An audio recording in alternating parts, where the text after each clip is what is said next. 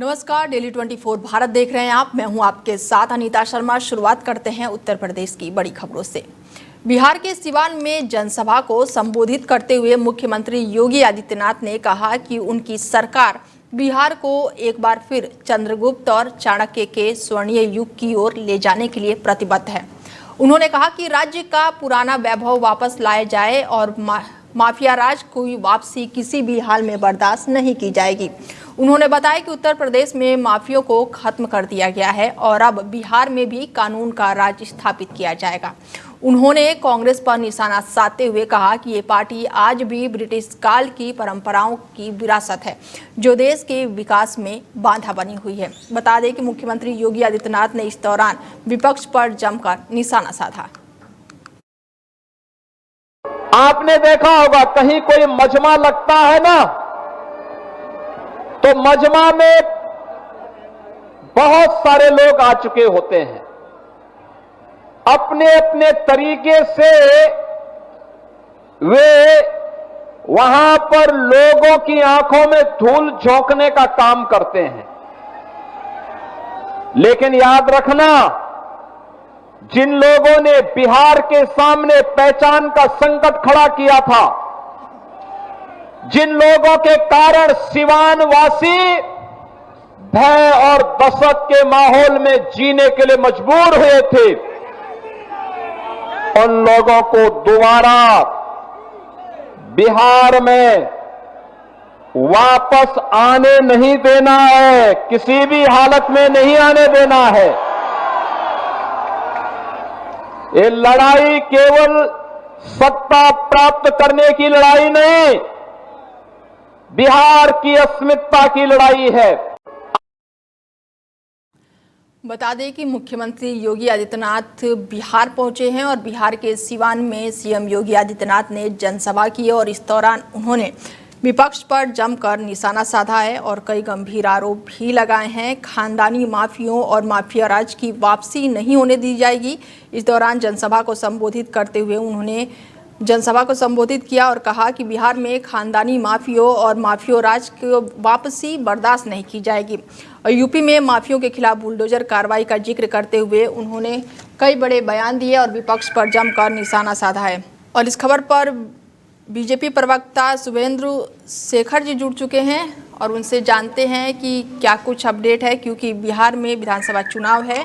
तो सबसे पहले मेरा सवाल तो यही रहेगा कि बीजेपी में स्टार प्रचारक के तौर पर सीएम योगी आदित्यनाथ पहुंचे वहां पर, तो इससे एनडीए को कितना फायदा होगा? देखिए, जो लड़ाई बिहार में चल रही है जी, वो लड़ाई रामराज्य और जंगल राज के बीच की है जी।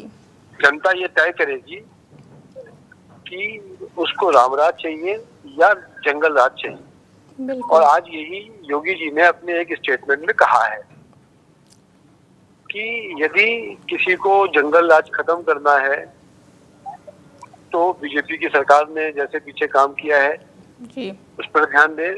और यदि वापस अंग्रेजों के जमाने में या लालू यादव का जो बिहार का जंगल राज था उसको वापस लौटाना है तो उनकी मदद करनी चाहिए। तो ये बिल्कुल साफ संदेश है जनता के बीच में कि उनको डबल इंजन की सरकार चाहिए, उनको रामराज की सरकार चाहिए, राष्ट्रभक्त की सरकार चाहिए, या वापस उस चोर लुटेरे किडनैपर और उससे जुड़े हुए जो नेता थे उनकी सरकार चाहिए। तो आज बिहार की जनता को बिल्कुल क्लियर है कि वो तो सर, कानून व्यवस्था की अगर बात हो रही है, जंगल राज की बात हो रही है, तो 24 घंटे पहले भी, अभी 24 घंटे नहीं हुए हैं, गोली चली है बिहार में। मैम देखो जी, ये गोली और ये पूरे देश में कहीं भी चल सकती है। कल बंबई में भी चल गई, 17 बच्चे कहीं किसी ने किडनैप पर वहाँ पर चुनाव नहीं है ना सर वहाँ पे चुनाव नहीं है। ये मैं कह तो रहा हूँ जी, हम ऐसा नहीं कह सकते कि वो सब चीजें बिल्कुल ठीक हो गई हैं कि अब बिहार में अब कोई गोली नहीं चलेगी या भारत का कोई भी एक ऐसा बिल्कुल सर, बिहार में अगर रामराज की बात हो रही है और गोलियां चल रही हैं तो ये तो बहुत बड़ा सवाल है ना अपने आप में। मैं वही कहना चाहता हूँ कि ये जानबूझ के चुनाव में जो हमारे विपक्ष के लोग हैं वो करते हैं। और कल जो गोली चली है उसको सुबह तक गिरफ्तार कर लिया गया था, 2 घंटे में उनको लिस्ट आउट कर लिया गया था कि कौन लोग हैं। यही रामराज है। रामराज जंगल राज में खाली एक ही फर्क है कि जंगल राज में जो वहाँ के लालू यादव थे वो खुद किडनैप करवाते थे, उनके यहाँ शादियों में सब स्टोर्स की सभी गाड़ियां निकाल ली जाती थी। वो कोई भी नई गाड़ी खरीदता था, किसी को पसंद आ जाती थी तो वो ले जाके लालू यादव के बंगले पे खड़ा कर देता था। तो ये जो राज था जहाँ पे कोई आदमी अपनी चीजें नहीं कर पाता था, हम अपनी इच्छाएं नहीं पूरी कर पाते थे, किसी ने बढ़िया घर बना लिया तो लोग उस पर किडनैप करने चले आते थे। कोई लड़का ज्यादा पड़ गया तो उसको किडनैप करके उसकी शादी भी करा दी जाती थी। बिल्कुल। ये जो तो सर चलिए बिहार चुनाव की बात कर लेते हैं थोड़ा। बिहार चुनाव में क्या त्रिकोणीय मुकाबला लग रहा है कि जो अभी नई पार्टी जन सुराज प्रशांत किशोर की जो पार्टी आई है टक्कर दे रही है कहीं ना कहीं वो एनडीए को? नहीं मैम, मेरे को नहीं लगता कि वो कोई सीट ले पाएंगे। कुछ वोट ले लेंगे, कुछ परसेंटेज वोट जाएगा, वो तो समझ में आता है। पर भारतीय जनता पार्टी बहुत अच्छे मार्जिन से, बहुत ज्यादा सीटों से सरकार बनाने जा रही है। बहुत आसानी से वो अपने चीजों को करेगी और मेरा मानना है कि लगभग 200 सीटों से ऊपर जाकर बिहार में हम सरकार बनाने वाले हैं। और अभी कुछ समय पहले ही मैनिफेस्टो भी जारी हुआ जिसमें 1 करोड़ नौकरियों के लिए वादा किया गया है। तो बिहार में लगातार नौकरियों को लेकर भी, बेरोजगारी को लेकर युवा सड़क प्रदर्शन करते रहते हैं और फिर एक बार चुनावी वादा किया गया है नौकरी को लेकर। देखिए, जैसा वादा उन्होंने ये कहा कि हम हर परिवार में एक सरकारी नौकरी देंगे। 13 करोड़ पॉपुलेशन है बिहार की और 13 करोड़ में लगभग 3.5 करोड़ 4 करोड़ परिवार हैं। तो 4 करोड़ परिवारों को सरकारी नौकरी बिहार के अंदर कैसे दे सकते हैं? स्टेट गवर्नमेंट में तो 20 लाख से भी ज्यादा जॉब नहीं है, पूरे भारत में इतनी जॉबें नहीं है। तो जो लोग इसको बोल रहे हैं, जॉब देने वाले लोग, वो बिना सोचे समझे बोल रहे हैं और जनता को बेवकूफ बनाने की कोशिश कर रहे हैं। दूसरा, जैसा जॉब दिया था उन्होंने रेलवे में रहते हुए जी कि आपको रेलवे में नौकरी मिल जाएगी पर उसको जगह पे आपको एक प्लॉट देना पड़ेगा। इसका केस भी चल रहा है, आपने मालूम है सबको कि plot for land for job, railway job. तो वो लोगों को मालूम है, बिहार के लोगों को, कि लालू यादव और उनके परिवार का क्या इरादा रहा है, किस तरीके से बिहार को लूटा है। आज समस्या ये है कि राहुल गांधी जी की माताजी सोनिया गांधी जी चाहती हैं उनका बेटा पीएम बन जाए और लालू यादव चाहते हैं, राबड़ी देवी चाहते हैं कि उनका बेटा सीएम बन जाए। ये जो बेटे की राजनीति है, मेरे को लगता है ये अब इस देश में आगे नहीं चलेगी। सबके बेटे यदि सीएम और पीएम बनने लगेंगे तो मैं तो ये समझता हूँ कि जनता का उद्धार नहीं हो पाएगा। चलिए, एक सवाल मेरा और आपसे है कि यूपी में बुलडोजर तो दिखता है पर बिहार में भी अब बुलडोजर के लिए लेकर सीएम योगी आदित्यनाथ ने बयान दिया है। बुलडोजर कितना काम करेगा बिहार में इस बार? देखिए, बुलडोजर तो हर वहाँ चलना चाहिए जहाँ पे गलत हो रहा है जी, जहाँ पर लोग गलत कर रहे हैं, गलत बना रहे हैं और कोई ऐसे हरकत कर रहे हैं जो देश के लिए, जनता के लिए, समाज की शांति के लिए घातक है। तो ऐसी कंडीशन पे मेरा मानना है कि हर जगह बुलडोजर चलना चाहिए और बुलडोजर के नाते चलते ही उत्तर प्रदेश के अंदर एक लॉ एंड ऑर्डर बहुत मजबूत हुआ है। अब जो चोर उचक्के बदमाश क्रिमिनल्स को ये डर हो गया है कि यदि वो कुछ गलती करते हैं तो उनके बनाए हुए जितनी प्रॉपर्टीज हैं, उनके घर हैं, वो बुलडोज कर दिए जाएंगे जी। और यही सब चीजें आवश्यकता है इस देश में सभी जगह पे चालू करने की। चलिए, हमसे जुड़ने के लिए बहुत बहुत धन्यवाद आपका अवस्थी जी। धन्यवाद, नमस्कार। बता दें कि बिहार में विधानसभा चुनाव को लेकर सरगर्मियां तेज हो गई हैं और इस दौरान सीएम योगी आदित्यनाथ ने जनसभा को संबोधित किया है और इस दौरान विपक्ष पर जमकर निशाना साधा है। नोएडा इंटरनेशनल एयरपोर्ट पर संचालन से पहले की तैयारियों को परखने के लिए ट्रायल रन सफलतापूर्वक आयोजित किया गया और इस दौरान एक मिनी फ्लाइट के जरिए एयरपोर्ट परिसर में लगाए गए सभी तकनीकी और सुरक्षा उपकरणों की जांच की गई। परीक्षण के तहत विमान की लैंडिंग और टेक ऑफ प्रक्रिया को भी अंजाम दिया गया ताकि यह सुनिश्चित किया जा सके कि सभी सिस्टम सुचारू रूप से काम कर रहे हैं और इस ट्रायल रन का उद्देश्य एयरपोर्ट की सभी सुविधाओं की वास्तविक परिस्थितियों में जांच करना था। डीजीसीए ने एयरड्रोम लाइसेंस जारी करने से पहले एयरपोर्ट पर स्थिति सभी उपकरणों और प्रणालियों की बारीकी से निरीक्षण किया जा रहा है और ये प्रक्रिया सुनिश्चित करेगी कि हवाई अड्डा अंतर्राष्ट्रीय मानकों पर खरा उतरेगा और यात्रियों की सुरक्षा और सुविधा के उच्चतम स्तर की पूरा किया जाएगा।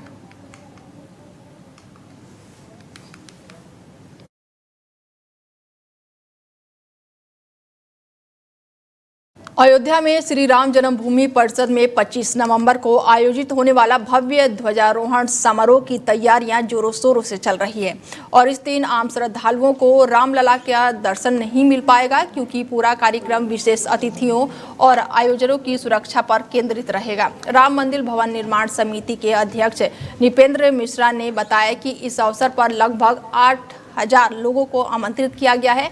ध्वजा फहराने का कार्य भारतीय सेना के सहयोग से किया जाएगा, जिसके लिए वरिष्ठ अधिकारियों ने मंदिर परिषद में रिहर्सल भी किया है और मिश्रा ने बताया कि राम मंदिर के शिखर पर फहराया जाने वाला ध्वज 11 फीट लंबा और 25 फीट चौड़ा होगा, जबकि उसका कुल वजन लगभग 11 किलो रहेगा।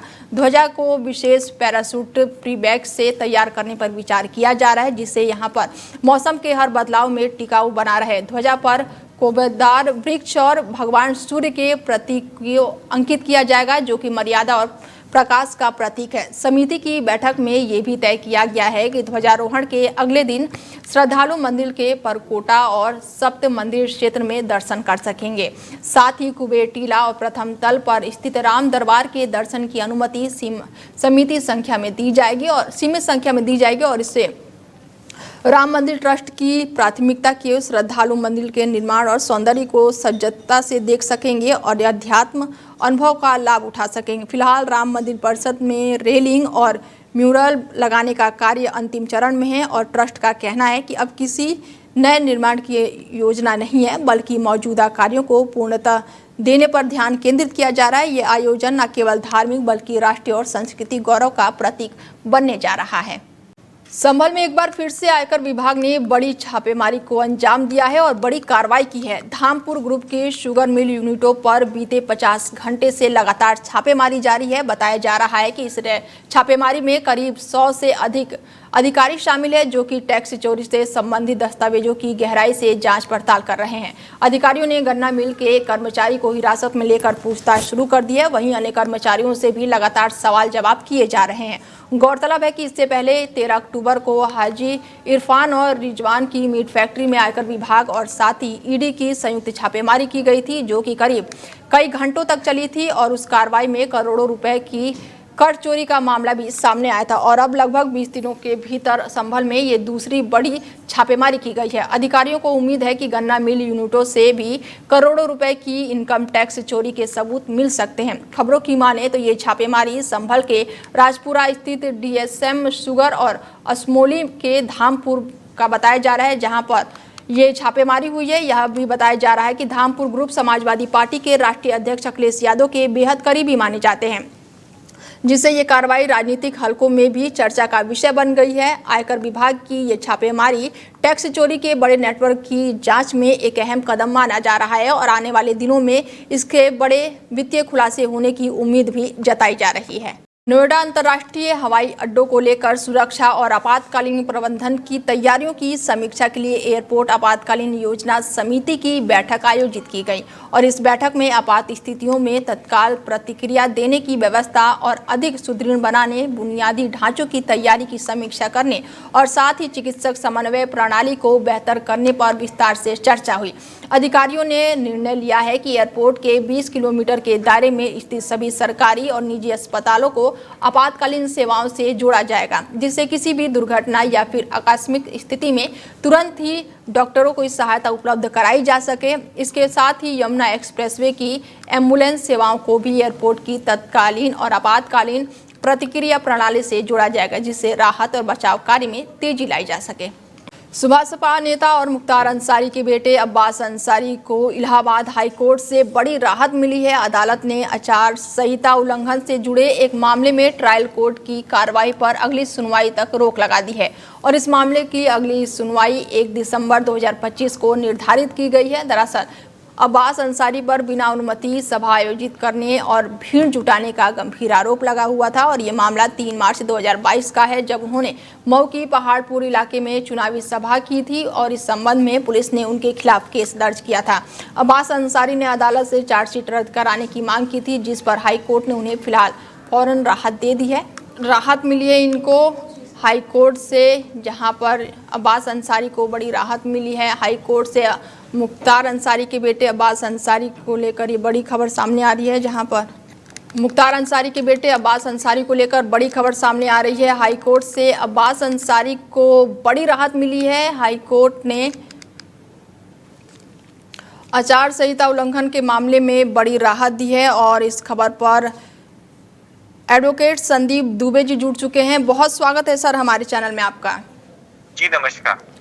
ये बड़ी राहत मिली है अब्बास अंसारी को हाई कोर्ट में आचार संहिता उल्लंघन करने के मामले में। हाई कोर्ट ने इन्हें बड़ी राहत दी है, किस तरीके से देखते हैं आप इनको? देखिए, इसमें दो विषय हैं, क्योंकि अब्बास अंसारी जो पूर्व विधायक हैं, मुख्तार अंसारी के बेटे भी हैं, तो आचार संहिता जो उल्लंघन है, model code of conduct violation का आरोप था।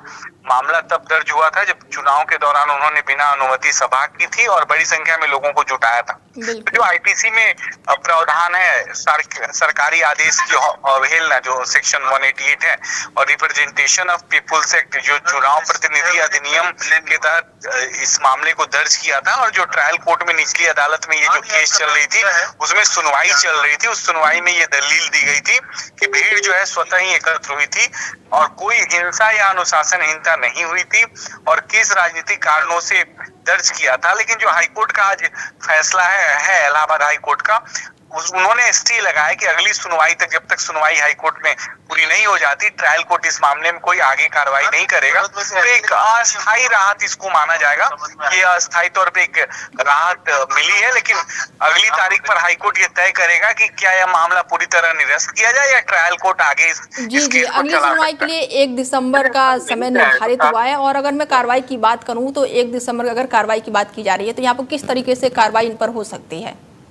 देखिए, दो बातें बहुत महत्वपूर्ण है। पहला तो हमें समझना चाहिए कि ये आचार संहिता उल्लंघन यानी भीड़ जुटाने का केस है कि बिना अनुमति सरकार के आपने भीड़ जुटाया, जिसमें अब्बास अंसारी को फिलहाल जो टेम्परेरी स्टे मिली हुई है कि उस दिन प्रॉपर हाईकोर्ट सुनेगा और हाईकोर्ट सुनने के बाद जो भी आदेश हाईकोर्ट देगा वो आदेश जो आउटकम आएगा वो आदेश जो है लागू हो जाएगा।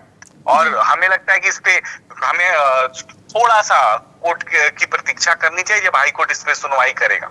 जी, हमसे जुड़ने के लिए बहुत बहुत धन्यवाद। बता दें कि हाई कोर्ट ने आचार संहिता उल्लंघन के मामले में अब्बास अंसारी को बड़ी राहत दी है। बड़ी खबर आपको बता रहे हैं। यूपी के बरेली में आबकारी अधिनियम के तहत बड़ी कार्रवाई की गई है, जिसमें पकड़ी गई अवैध शराब को नष्ट कर दिया गया है और ये कार्रवाई एसडीएम के आदेश पर की गई, जिसके तहत एसओ आशुतोष त्रिवेदी के नेतृत्व में पूरी प्रक्रिया को संपन्न किया गया है। अधिकारियों के मौजूदगी में कुल 1517 लीटर शराब का निस्तारण किया गया और ये पूरा मामला देवरनिया थाना क्षेत्र का बताया जा रहा है कि यहाँ पर आबकारी अधिनियम के तहत बड़ी कार्रवाई देखने को मिल रही है, जहाँ पर अवैध शराब को फिलहाल नष्ट किया गया है। खबर अमेठी से है, जहां पर पिछले 2 दिनों से हो रही बारिश के चलते किसानों की फसल पूरी तरह से बर्बाद हो गई है। बता दें कि लगातार रुक कर हो रही रिमझिम बारिश से किसानों की मेहनत पर पानी फिर रहा है। तो वहीं कई इलाकों में खेतों में पानी भर जाने से धान, मक्का, सब्जियों जैसी फसलें बर्बाद हो रही हैं। रात दिन कड़ी मेहनत कर फसल तैयार करने वाले किसान अब बारिश से अपनी फसलों को बचाने में जुटे हुए हैं। तो वहीं किसान अब अपनी फसलों को बचाने में असमर्थ नजर आ रहे हैं, जिसके बाद से ग्रामीण क्षेत्रों में किसानों ने प्रशासन से मुआवजे की मांग की है। उत्तर प्रदेश के नोएडा में दीपावली के दिन हुए दोहरे हत्याकांड के एक आरोपी को नोएडा पुलिस ने झड़प के बीच अलीगढ़ के न्यायालय परिसर से उठा कर ले गई। मिली जानकारी के अनुसार नोएडा निवासी रिटायर्ड सीआईएसएफ के दरोगा अजय पाल भाटी को दीपावली के दिन पड़ोस के रहने वाले व्यक्ति से नाली के पानी की निकासी को लेकर विवाद हुआ। आपसी विवाद में आरोपी शूटर सचिन गुर्जर और साथ ही बॉबी पहलवान ने अपने साथियों के साथ मिलकर सीआईएसएफ के रिटायर्ड दरोगा अजय पाल भाटी और उनके भतीजे दीपेश भाटी को गोली मारकर जान ले ली थी। घटना के बाद से आरोपी फरार चल रहे हैं और पुलिस आरोपियों की तलाश कर रही थी और गुरुवार को दोनों आरोपी अधिवक्ता के साथ अलीगढ़ न्यायालय में सरेंडर करने पहुंचे थे और इसी बीच न्यायालय परिसर में सचिन गुर्जर को पुलिस ने धर लिया है। बता दें कि बड़ी कार्रवाई यहां पर देखने को मिल रही है।